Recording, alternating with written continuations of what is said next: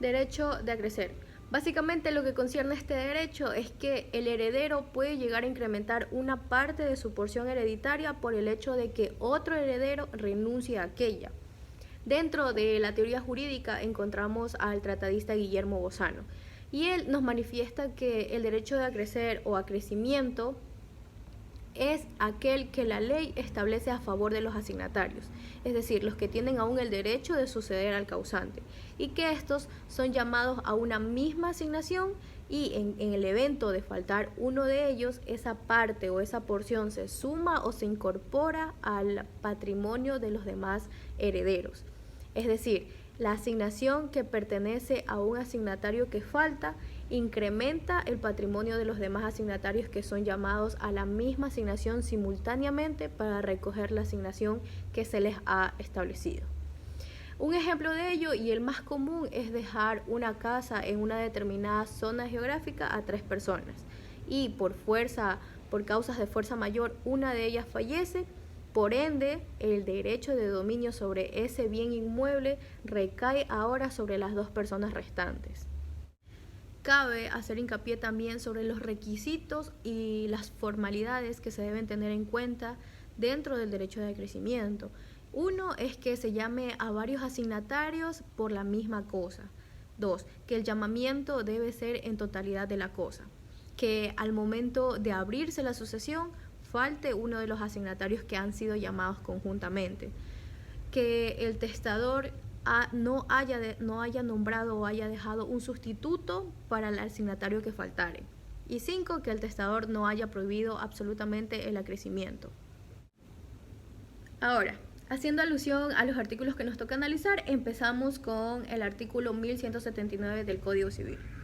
Este hace referencia a que la porción que acrece lleva consigo todos sus gravámenes, excepto los que suponen una calidad o aptitud personal para el coasignatario que faltare.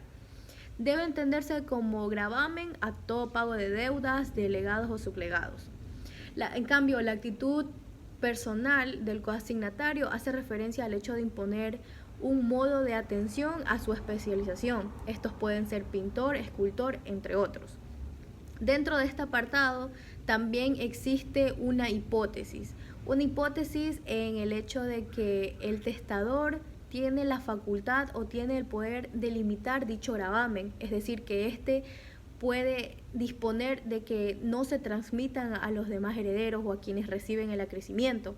Esto no está consagrado básicamente por la ley, pero es un poder normativo con el que cuenta el testador en las zonas de derecho sucesorio que no están reguladas por la ley. Este artículo tiene concordancia con el artículo 1096 de este mismo código y hace referencia a que la asignación a falta de un asignatario se transmitirá a una distinta persona por el derecho de acrecimiento o de sustitución y que éste llevará consigo todas sus obligaciones y cargas transmisibles, es decir, los gravámenes, y que de igual manera estos tienen el derecho de poder aceptarla o repudiarla. Ahora, una asignación, por más grabada que esté y que lo hayan repudiado todas las personas que fueron llamadas conforme al testamento y conforme a la ley, se deferirá por último a las personas a cuyo favor se hubieran constituido los gravámenes. Entonces, es así que el derecho de acrecer o acrecimiento se convierte en un derecho accesorio o subordinado al principal, porque el asignatario, además de obtener o recibir su parte o su porción de la herencia, le compete la respectiva parte o porción del asignatario que ha faltado. Ahora, con respecto a la prelación de los derechos de transmisión y sucesión, nosotros entendemos a la prelación como una prioridad que se da al momento de atender un asunto frente a otro. Entonces, el derecho de transmisión, tipificado en el artículo 999 de este mismo código, del Código Civil, excluye el derecho de acrecer.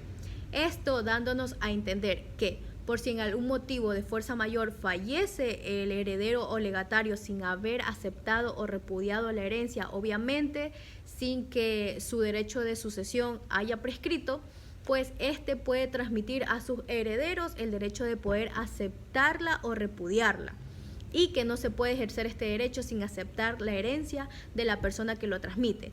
pero hay que tener en cuenta que el derecho de transmisión excluye al de sustitución y el derecho de sustitución excluye al acrecimiento. Esto según el artículo 1190 del Código Civil. Según el acrecimiento de algunos derechos especiales, según el artículo 1181, nos establece que los coasignatarios de usufructo, de uso de habitación o de pensión periódica conservarán el derecho de acrecer mientras gocen el derecho de usufructo, de uso de habitación o de pensión, y que ninguno de estos derechos se extinguirá hasta que falte el último coasignatario. Esto nos lleva a aclarar ciertos conceptos, por ejemplo el de usufructo. El usufructo es considerado como un derecho real que consiste en la facultad de gozar de una cosa siempre y cuando se conserve su forma y sustancia, con la obligación de restituirla o devolverla a su dueño. Si la cosa no es fungible, este tiene la obligación de devolverla en la misma cantidad y calidad que se le entregó. Pero si la cosa es fungible, deberá pagar el valor correspondiente. Y el derecho de uso, que este consiste básicamente en la facultad de gozar de una parte limitada de las utilidades o productos de una cosa. Si se trata de una casa y la utilidad de morar en ella, esto pasa a llamarse derecho de habitación. Y por último artículo en analizar es la prohibición del derecho de acrecimiento. Y esto es básicamente que el testador se halla en la plena facultad de prohibir o no el acrecimiento, ya que este hecho depende netamente de la voluntad del testador, pero si no lo prohíbe, quiere decir que lo permite. Gracias.